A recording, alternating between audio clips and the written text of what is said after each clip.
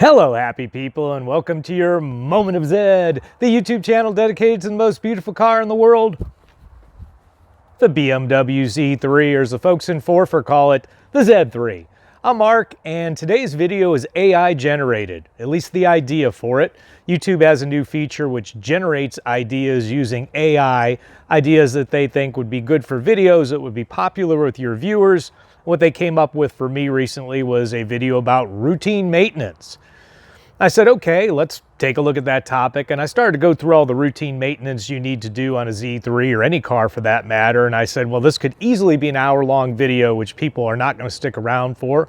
So I thought maybe I'd break it up and we'd give this a try first, just doing the fluids and the fluid maintenance necessary in the Z3. Seems like a pretty simple topic, but there's actually a lot of controversy surrounding fluids, especially oil. But we'll get into all that. If you end up finding this video helpful, or if I've helped you in the past, please feel free to buy me a coffee like Kai did recently. Certainly appreciate that. And you support the channel so I can do more great stuff in the future. All you have to do is click on the QR code here or use the link in the description. Again, I certainly appreciate that. Before we get to all this fluid talk, however, we have two Zeds of the week and an update on an old Zed of the week. And first up, we have Nick from Northern Illinois with his 1998 1.9-liter Roadster with 140,000 miles. Now, Nick has two minor issues. His seatbelt guides are starting to go, and his door handle's starting to break. I've advised him on those things, and I wish him luck. Next up, Frank from Texas with his 2001 3-liter automatic Roadster with 67,000 miles. Now, he has put on new tires, done all the fluids, new seatbelt guides, new antenna grommet, seat bushings, sway bar bushings, lower radiator hose, a new head unit and top, a new air intake, and he has ceramic coated the car. That's a lot of work, Frank. Looking good. Last but not least, Kai with his 1998 2.9-liter Roadster, which we've had on before. He has some updates, new shocks, upgraded discs, stainless steel brake lines, and a custom stainless steel exhaust. Looking good, Kai. Thank you, gentlemen, for sharing your beautiful cars. And Kai, thank you for the update on yours. It's looking really good. If you'd like to see your car on Zed of the Week, please follow the easy instructions in the description below. Now on to that maintenance. Okay, first things first, let's talk about the BMW maintenance system. I am lucky enough to have both my original owner's manual and this supplement service and warranty information booklets. Now, if you don't happen to have yours, which might not be unusual if you bought your car and you're the 5th or 6th owner like I am, I just got lucky. You can get some of these manuals at a website called Manuals Library, so link in the description. Seems to be pretty popular. To take a look at this service and warranty information, this kind of gives you the idea behind the BMW maintenance system. Now, BMW recognized that, and if you read about it, and you have this manual, you can read about it in here. I'll just synopsize it for you. Basically, there's an indicator light on the dash, I'm sure you're familiar with it, that changes color when it's time to service your car. The idea here is that, you know, different driving conditions will wear differently on the fluids and on the parts of the car, and driving down the highway at a steady RPM in very low dust conditions when the temperature's 70 degrees is much easier on your car than starting and stopping in rush hour traffic when it's 0 degrees outside and you're driving through slush. So this maintenance system takes that into account, and using RPM, operating temperatures, things like that, produces when you should do your maintenance. Do I 100% trust this system? I'm going to say not necessarily. So I kind of do it the old-fashioned way by mileage and time intervals. I'm going to go over the intervals as far as changing the different fluids go based on everything I've been able to learn. The good thing about having your original owner's manual is it does give you things like what oil's recommended. So for my car, I have a 1.9-liter M44. They recommend either 5W30 or 15W40. Depending on the temperature range you're operating in. And again, I'm not going to go over each and every motor, but seems like 5W30 and 5W40 are often recommended for the 6 cylinders, and also some 0Ws as well. But take a look at your own owner's manual and you can find out a lot more. Okay, let's talk about how often to check fluids. Rule of thumb, once a week. I can't say I'm always that good about it, but once a week you should check the levels of your brake, engine oil, coolant, and it's hard to see, but down up under there is power steering. We'll get to more of that in a minute. And then, of course, don't forget to check your tires. Air is a fluid as well. Let's go specifically into engine oil.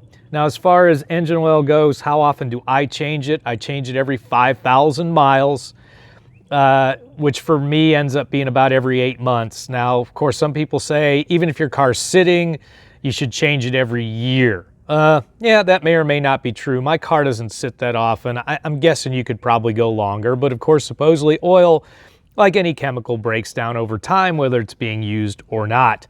Of course, you're going to change your filter at the same time as you do your oil, always, of course.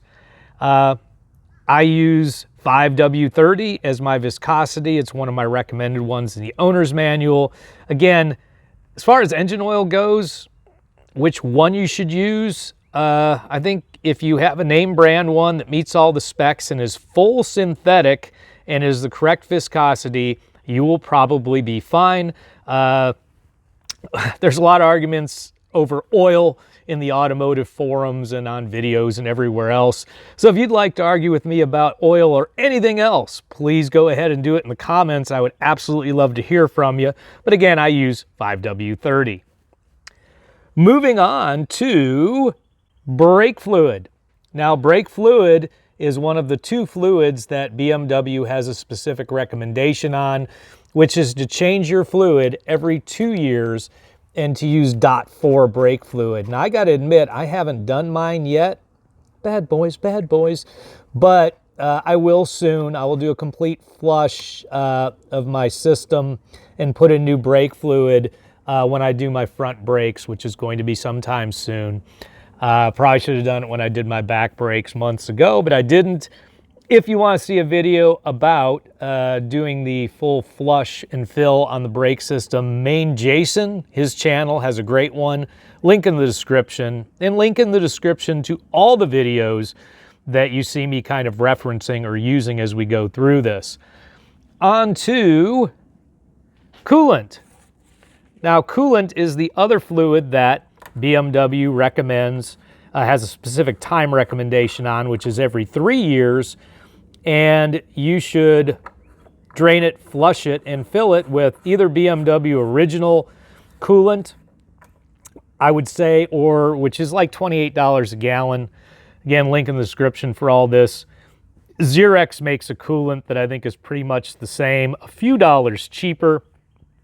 Don't forget, whatever you use, you're going to be putting in a 50-50 mix of fluid concentrate and distilled water. Don't use tap water. I don't know why people say that sometimes.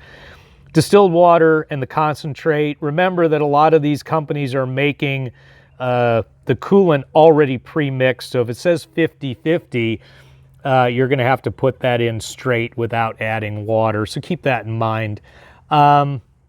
Anyways, that's coolant every 3 years.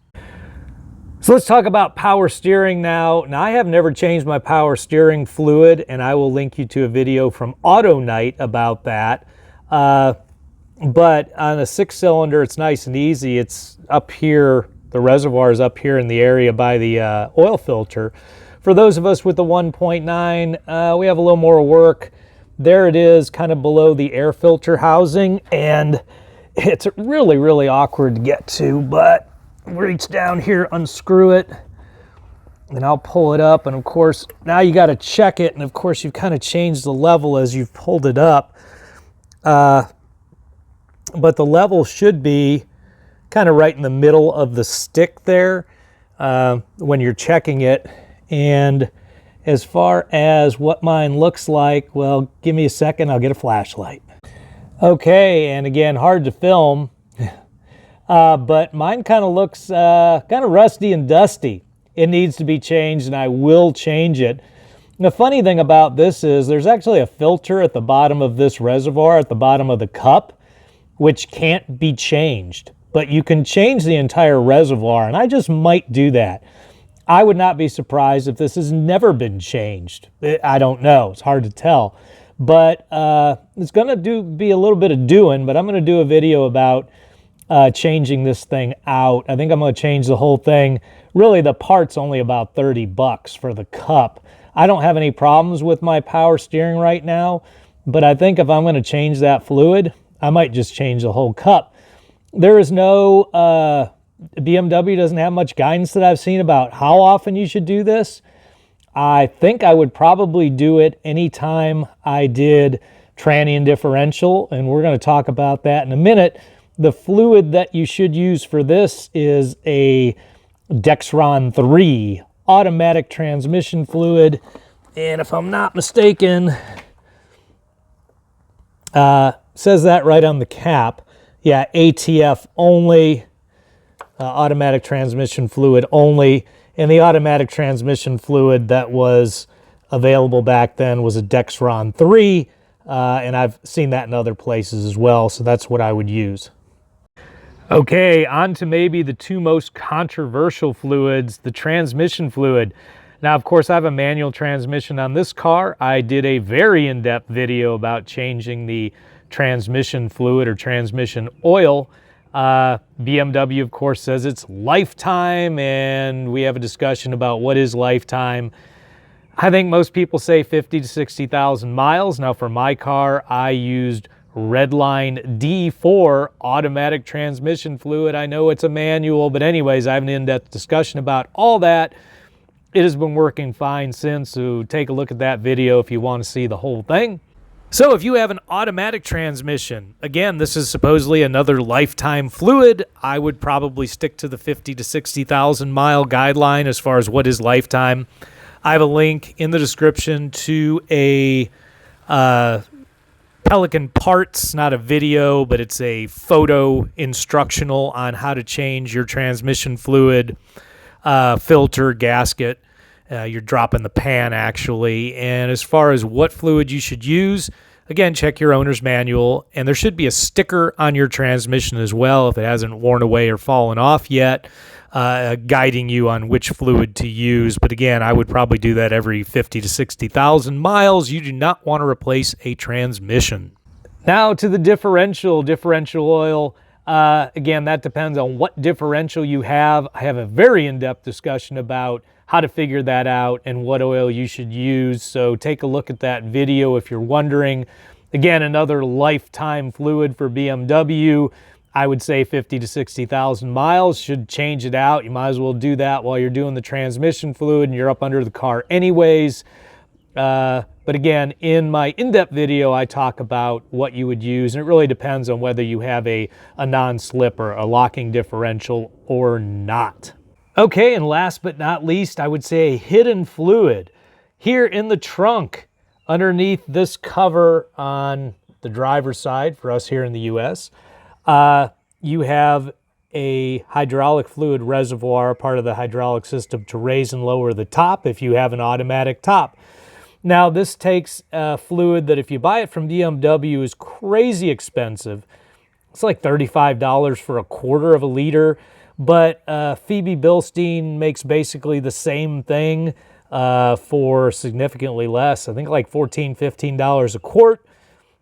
You probably don't need even close to that. It's hydraulic fluid that's in there, or hydraulic oil. How often should you change this? Couldn't find any guidance if you have this system.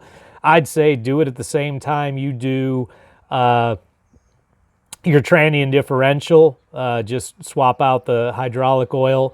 Now, how you do that? Well, I'm going to make a video about this because my system currently doesn't work. I don't think it has anything to do with the fluid, but when I fix it and when I do a video on it, I'm going to swap out the fluid as well. The reality of it is this could be one of those fluids that if you left it in a lifetime, it probably wouldn't hurt you because, I mean, how often are you using it? Well, I don't know. Maybe some of you are using it a lot. Of course, mine's never worked, so I've never used it, but I'll do a video about all that in the future. Just don't forget that it's there. So folks, there you have it.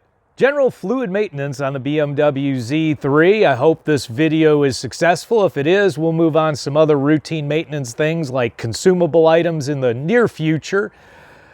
If you found this content at all valuable, as always, please crush that like button. And until next time, remember, friends don't let friends drive boring.